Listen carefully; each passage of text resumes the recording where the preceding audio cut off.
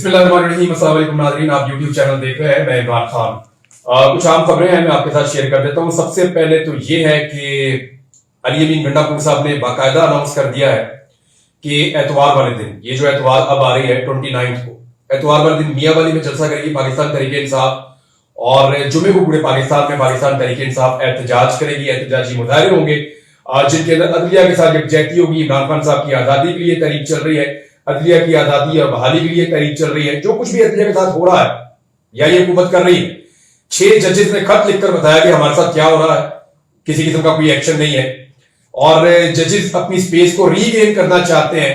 जो हालात उनके साथ पैदा होते हैं वो भी आपके सामने है, और जिस तरह एक आईनी तरमीम के जरिए से पाकिस्तान की जुडिशरी को बलडोज करने की कोशिश की गई वो भी आपके सामने है। फिर प्रैक्टिस एंड प्रोसीजर कमेटी जो है उसके अंदर जिस तरीके से उसको यरगमाल बनाया गया, यानी उसका एक उसूल था कि 3 सीनियर 3 जजेस होंगे, एक सुप्रीम कोर्ट ऑफ पाकिस्तान का चीफ जस्टिस, एक दूसरे नंबर वाले यानी मंसूर अली शाह साहब, एक तीसरे नंबर वाले यानी मुनीब अख्तर साहब। बहाना यह लगाया हुकूमत ने कि जनाब कोई एक जज अगर मुयस्सर ना हो तो फिर प्रॉब्लम हो जाती है। तो काजी फायद ईसा साहब जो है उनको इख्तियार दे दिया गया कि आप और मंसूर अली शाह साहब तो होंगे, तो तीसरा जज अगर मुयस्सर ना हो तो आप अपनी मर्जी से जज ले सकते हैं।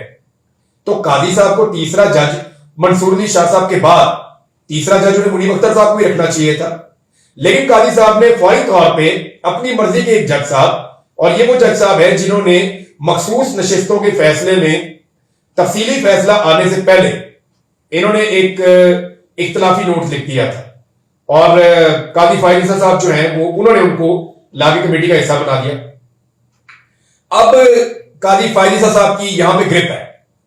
अब मंसूर अली शाह साहब कोई भी इख्तलाफ करें कोई फायदा नहीं है, अपनी मर्जी का बेंच काजी फायद ईसा साहब बना सकते हैं, चीजों के कंट्रोल में। यानी आप ऐसे समझ लें कि काजी फायद ईसा साहब चाहे अकेले भी होते तो जो मर्जी कर देते। अब ये 3 लोग हैं तब भी काजी साहब जो मर्जी कर लेंगे, क्योंकि 2 का वोट जो है वो इंपॉर्टेंट होगा। अब यहां पे जो है वो सीनियर 3 वकला, जिनमें सुप्रीम कोर्ट बार है, जिनमें पाकिस्तान बार काउंसिल है, इन्होंने भी प्रोटेस्ट किया है कि ये आप ज्यादती कर रहे हैं। पाकिस्तान भर से वकला इसके बारे में कह रहे हैं। वकला के हवाले से एक और इंपॉर्टेंट चीज मैं आपको बता दूं कि मुमकिन है कि जुमेरात के जुमे को मैंने आपको पहले भी बताया कि खैबर पख्तूनख्वा में वकला का इकट्ठ दोबारा हो जाए, और अब खबर ये आ रही है कि वकला शायद कोई डेडलाइन देने वाले हैं हुकूमत को कि जनाब इस तारीख तक हम आपको डेडलाइन दे रहे हैं, इस तारीख तक आपके पास मौका है कि आप जस्टिस मंसूर अली शाह साहब का चीफ जस्टिस ऑफ पाकिस्तान के लिए तकर्री का नोटिफिकेशन जारी कर दें। काजी फायद ईसा साहब की तकर्री का नोटिफिकेशन हुकूमत ने 3 साढ़े 3 माह पहले ही जारी कर दिया था। जब जस्टिस उमर अता बंदियाल साहब चीफ जस्टिस थे तो काजी साहब ने बाद में चीफ जस्टिस बनना था, तो हुकूमत ने उनका चीफ जस्टिस का नोटिफिकेशन उनको बाअसर बनाने के लिए बहुत पहले जारी कर दिया था, और वो जो नोटिफिकेशन जारी हुआ था तो उसकी बुनियाद पर तो अब तक हो जाना चाहिए था जस्टिस मंसूर अली शाह साहब का भी, लेकिन हुकूमत कर नहीं गई। हुकूमत को खतरा इस बात का है कि अगर जस्टिस मंसूर अली शाह साहब आएंगे तो बहुत मुमकिन है कि वो केसेस खुल जाए जो अभी तक नहीं खुल रहे, वो हल्के खुल जाए जो अभी तक नहीं खुल रहे, जहां जहां पे धांधली हुई है वो मामला ट्रिब्यूनल्स के अंदर खुल जाए जो अभी तक नहीं खुल रहे। अगर ये सारे मामला खुल जाते हैं तो इसका मतलब क्या है? इसका बड़ा वादे और साफ एक ही मतलब है कि ये हुकूमत की सीटें गिरना शुरू हो जाएगी, खत्म होना शुरू हो जाएगी। एक एक दिन में आपको खबर मिलेगी 2 सीटें गई, 3 सीटें गई, 1 सीट और गई, 3 वहां से गई, 4 वहां से गई, इनकी सीटें ऐसे उड़ेंगी।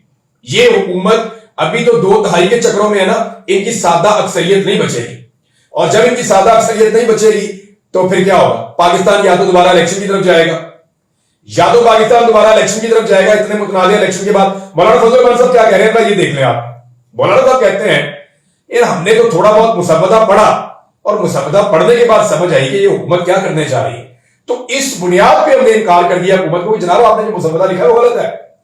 लेकिन फजल रहमान साहब ये कहते हैं कि जब मैं पब्लिक में जाता हूं तो लोग मुसव्वदा पढ़े बगैर इनकार कर रहे हैं। वो क्यों इनकार कर रहे हैं? वो इसलिए कि वो ये समझते हैं कि इस मुल्क में इलेक्शन होएगी, वो इस इलेक्शन को ही नहीं मानते। ये एस्टैब्लिशमेंट की असेंबली है, ये फजल रहमान साहब ने कहा।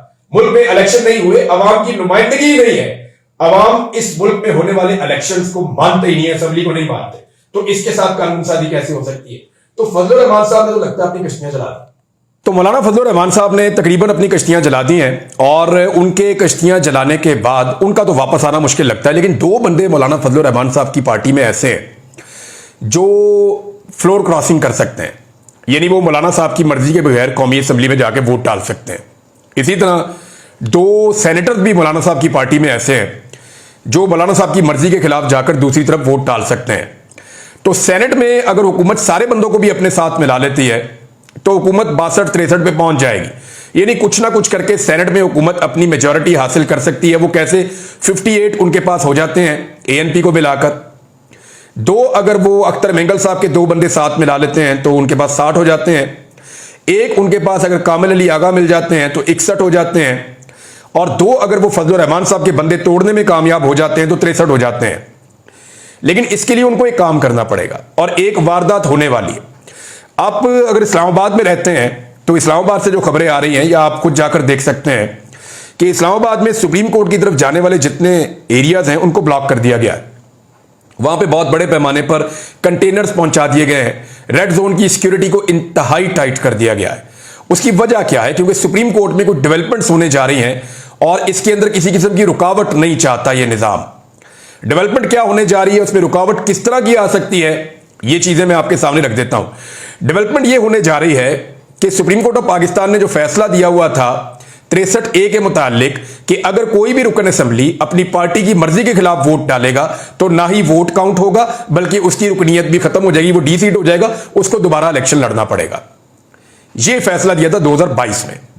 अब मामला यह है कि इस फैसले के अंदर एक तब्दीली करवाना चाह रही है हुकूमत। इसके अंदर अपील करके रखी हुई है और वो अपील अब लगाई जा सकती है क्योंकि एक नई कमेटी बन गई है जिसमें जस्टिस कादी फायद ईसा साहब को, मुनीब अख्तर साहब को निकालने के बाद एक हम ख्याल जज मुयस्सर आ गए हैं। तो ये कमेटी जो है वो एक नया बेंच तश्कील दे सकती है, जो बेंच ये फैसला देगा कि 63A के मुताबिक वोट काउंट हो जाएगा, वोट गिना जाएगा, बंदा डिस्क्वालीफाई होकर दोबारा इलेक्शन लड़के आ जाए। ये दोनों चीजें आपको समझ आ गई? तो अगर यह काम हो जाता है और वुकला सुप्रीम कोर्ट में एहतजाज करने नहीं पहुंचते, वुकला हड़ताल नहीं करते और अगर अदलिया ये करने में कामयाब हो जाती है तो फिर हुकूमत के पास एक ऑप्शन और आ जाएगा। हुकूमत जिस मर्जी पॉलिटिकल पार्टी के बंदे को खरीद के उससे वोट दिलवा लेगी। यानी पाकिस्तान तहरीक इंसाफ के बंदे भी वोट डाल सकते हैं, यानी फजलुर रहमान साहब की पार्टी के जितने मर्जी बंदे तोड़वा के वोट डाल लें। जब वो वोट डालेंगे उनका वोट काउंट हो जाएगा, हुकूमत की 2/3 पूरी हो जाएगी और ये जो बंदे डी सीट होंगे इनको दोबारा इलेक्शन लड़वा के फॉर्म 47 के ऊपर दोबारा असेंबली में भी पहुंचा दिया जाएगा। तो इस तरह इनका कोई ज्यादा नुकसान भी नहीं होगा। यह है एक साजिश जिसकी तैयारी की जा रही है। अब इसमें अगर बचना है तो एक ही तरीका है।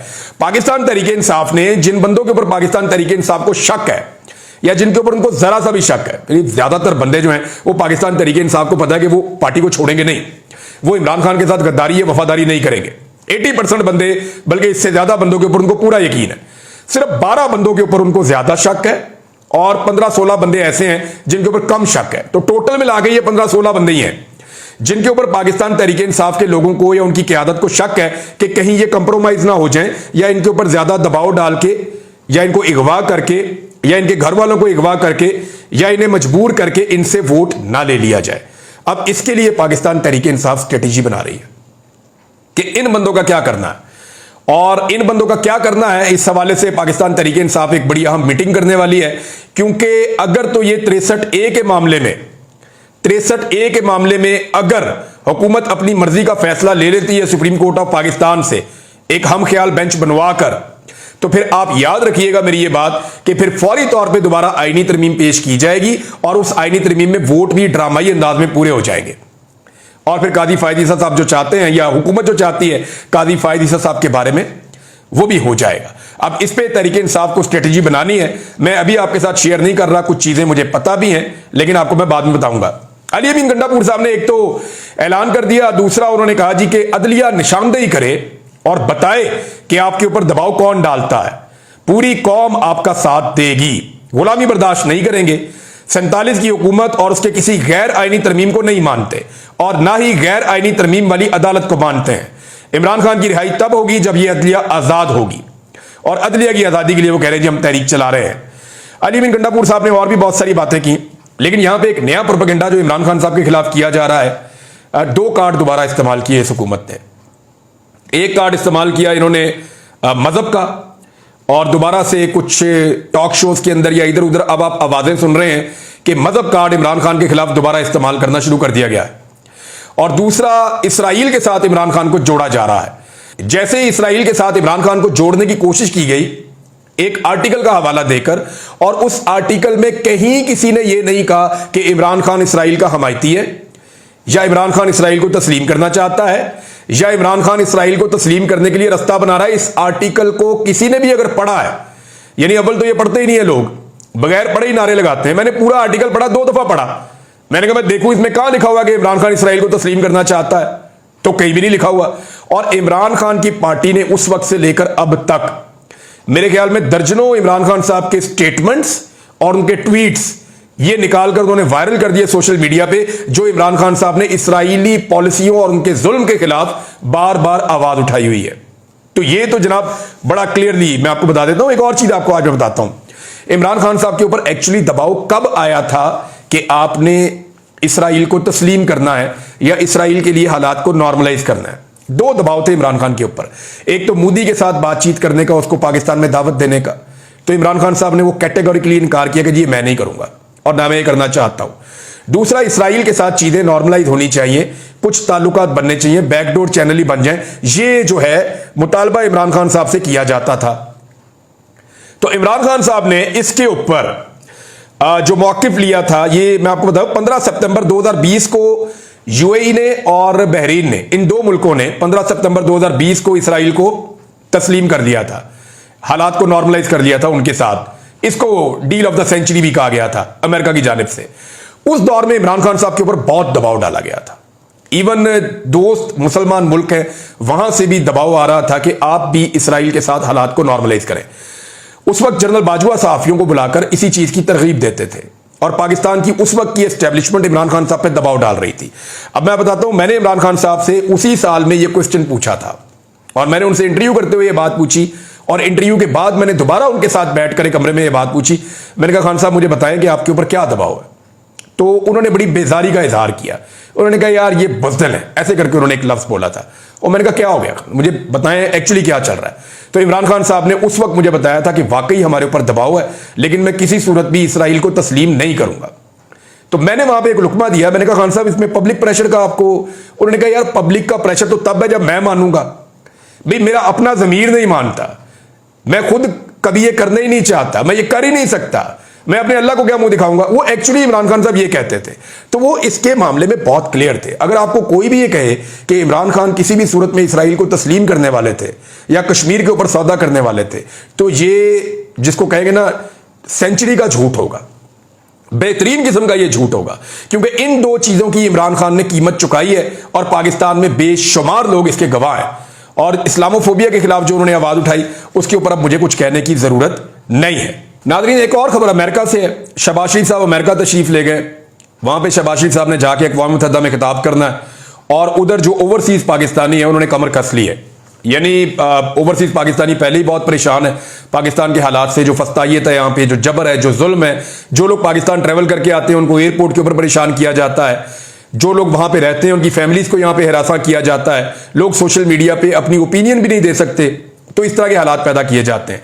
तो शहबाज शरीफ साहब जब अक़वाम मुत्तहिदा में खिताब करने जाएंगे, तो इस मौका पर जो ओवरसीज पाकिस्तानी है उन्होंने फैसला किया है कि पाकिस्तान के अंदर उनकी हुकूमत ने जो मैंडेट चोरी किया, जो जबर, जो फस्तायत, जो जुल्म उन्होंने रवा रखा पाकिस्तानियों के साथ, और जो इमरान खान साहब के साथ सलूक किया जा रहा है गैर कानूनी और गैर इंसानी, उसके ऊपर वो वहां पे इस मौके के ऊपर भरपूर एहतजाज करेंगे।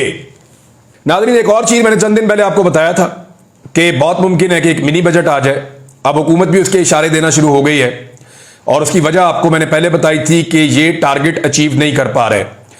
पाकिस्तान के अंदर बदतरीन महंगाई करने के बावजूद, पाकिस्तान के अंदर अवाम दुश्मन पॉलिसीज जो है मईशत की वो लागू करने के बावजूद, बदतरीन टैक्सेस लगाने के बावजूद, पेट्रोल को, घी को, सब्जियों को, दालों को, चावल को, हर चीज को महंगा करने के बावजूद, आम आदमी की जिंदगी को अजीरन करने के बावजूद, यह हुकूमत पैसे इकट्ठे नहीं कर पाई। क्योंकि पाकिस्तान में कारोबार ही ठप है, कोई काम करना ही नहीं चाहता, बाहर से इन्वेस्टमेंट भी नहीं आ रही, और SIFC नाम का एक इदारा बनाया हुआ है, लेकिन उसके बावजूद पाकिस्तान के अंदर सरमायाकारी 50 साल की नीचे तरीन सतह पे चली गई है, महंगाई 50 साल की ऊपर तरीन सतह पे आ गई है।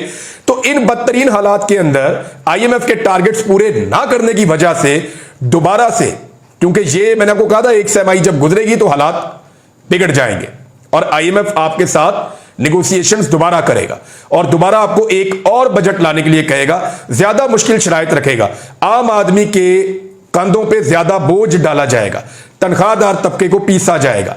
तो ये एक बुरी खबर है कि हुकूमत ने अब इशारे देना शुरू कर दिए हैं कि जनाब हमें दोबारा से एक मिनी बजट की तरफ जाना पड़ सकता है क्योंकि हमारे टारगेट्स अभी तक पूरे नहीं हो रहे। अब मेरी दुआ है कि कुछ ना कुछ करके कोई मिरेकल हो जाए, कुछ हो जाए, हुकूमत किसी तरह ये टारगेट्स पूरे कर ले और पाकिस्तान मिनी बजट की तकलीफ से बच जाए। अभी जो बजट है उसने अवाम की कमर तोड़ी है, अगर ये एक और मिनी बजट लेकर आते हैं तो पाकिस्तान के साथ क्या होगा इसका भी पाकिस्तानियों को अंदाजा भी नहीं है। नाज़रीन, अब तक के लिए इतना ही। अपना ख्याल रखिएगा, अपने इस चैनल का भी। अल्लाह हाफिज़।